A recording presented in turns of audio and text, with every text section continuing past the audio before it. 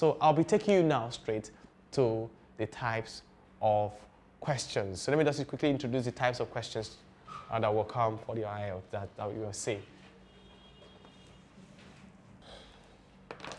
So we have types of questions, you say. So types of questions. The types of questions. Now we have one.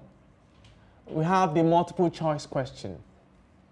Now the multiple choice questions occurs in section 2, 3, and 4 of your IELTS. It doesn't come in section 1. So you get 3, 4, you get your multiple choice question. Now in multiple choice question, you'll be given 4 or 3 answer choices. Only one will be correct. You're given 4 or 3 answer choices. Only one will be correct. You need to be very careful not to pick the wrong answer. In the multiple choice questions, you have options like this: A, B, C, and D. You can see in capital letter. A, B, C, and D. Please, the IELTS will not go with small letter. I'm sorry. And let me just warn you, because they won't talk about this to you. They won't say this to you, but you have to be very careful. For the IELTS, the multiple choice question, first of all, is one of the oldest type of question since the inception of the IELTS in 1989. That's when the IELTS started operation. It was called IELTS. Multiple choice question has been one of the oldest questions. And this multiple choice question, the options comes in capital letter. Please, write in that capital letter. That's why sometimes I tell you to be on the safe side. You should put everything in capital letter, somehow. But I often tell my students, you should know when to use the capital letter and when to use the small letter. Now look, if your answer is A, you know, your answer sheet looks like this. This is how your answer sheet looks like. It looks like this. This is how your answer sheet looks like. I want to show you something. So if your answer is A, you write A in capital letter. Even if you write A like this, or you write A like this, or you write A like this, it still shows what? Capital letter. You will get it correctly. But once you put A like this, you're failing it. Because you are not paying attention to details. It's more skillful.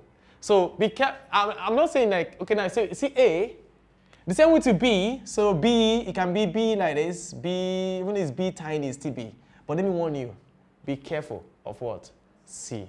When you practice, you get more of options coming with C. In short, IELTS cannot give you a multiple choice question without having one option that must have this C in it. In short, that's the top secret I want to share. In short, most times my students, I tell them when you're in the point of you're confused, you can't say it's B, and you can't say C. You have C and other option to pick, and like you want to make a guess.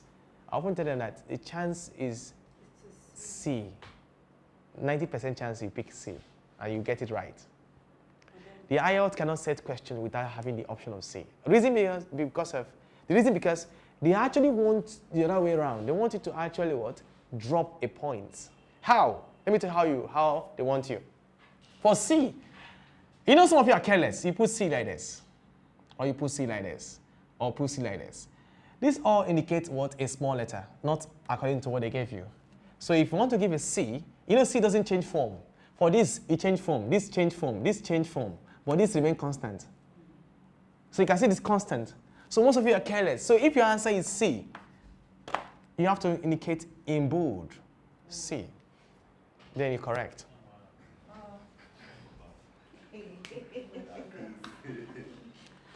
I hope you're getting a that's the tactics, because I'm pushing for about 9. And let me warn you, in section 1 of your IELTS, in your spelling, be careful with C, S, and K. Note these 3 alphabets. They use it often. C, S, and K. Why? Most times in names, when they're spelling names.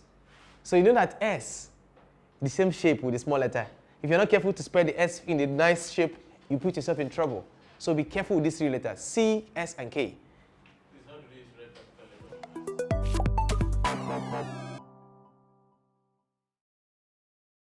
Good afternoon. My name is Chidebere Emmanuel Omosu. Please, may I meet you? I'm Adebayo Kudus Ayinde. Okay, what other can I call you? You can call me Kudus. Kudus. Welcome to the IELTS speaking test. Thank you. Now, in this first part of the test, I'm going to ask some questions about yourself. Let's talk about your job. What do you do? I'm an English subject matter expert.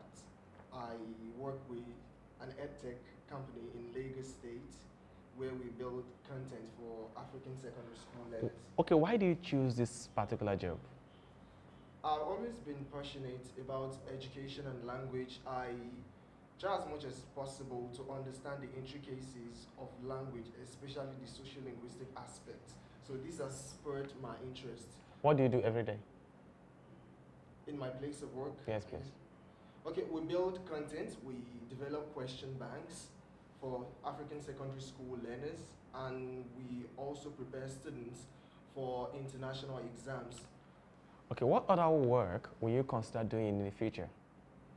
I would love to go into academia. I would love to lecture in a university. Why? Because I love to impact people, especially knowledge, so I would love to do that in an area that I'm very interested in, and that's linguistics. Okay, I would like to move on and ask some questions about relaxing. What type of activities help you relax? Music. Why? I think music is a kind of opium for me. It elevates my spirits and enlivens me. Do you like to do these activities alone or with other people? I like to do it alone. I'm a bit of an ambivert, so I try to do that alone, especially when it comes to enlivening my personal spirit, not others. Why do you think it's important for people to relax? There are quite a number of reasons for people to relax. One, it helps psychological well-being. It helps the physical well-being also. And generally, it improves like an attitude to work, especially for me. Do you think people in your country have enough time for relaxing? Most people are concerned about work. They focus on work, and I think this is an area that a lot of people have to focus more on, as that when you go to hospitals, you find a lot of people like having medical issues arising from stress, work-related and related to other things. Okay, let's change the topic and talk about your family. Do you have a big or a small family?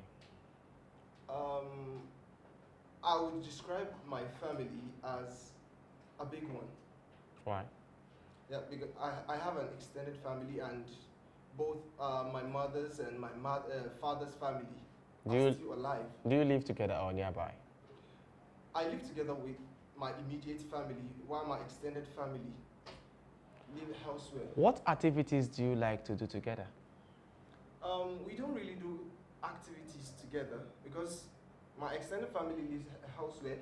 But considering my immediate family, I cook with my mom, and we also go to the markets together at times. So those are the things that we Who enjoy doing. is your favorite family member? That would be my mom. Why? I love her because she sacrifices a lot of things for our kids. She sacrifices her time, her energy, and personal finance for our kids. All right, thank you. Now I'm going to give you a topic, and I'd like you to talk about it from 1 to 2 minutes. Okay. Before you will talk, you have a minute to think about what you're going to say, and you can make notes if you wish. Do you understand? Okay. All right, here is a paper and a pencil to make notes, and here is your topic. I would like you to describe the type of clothes you prefer to wear.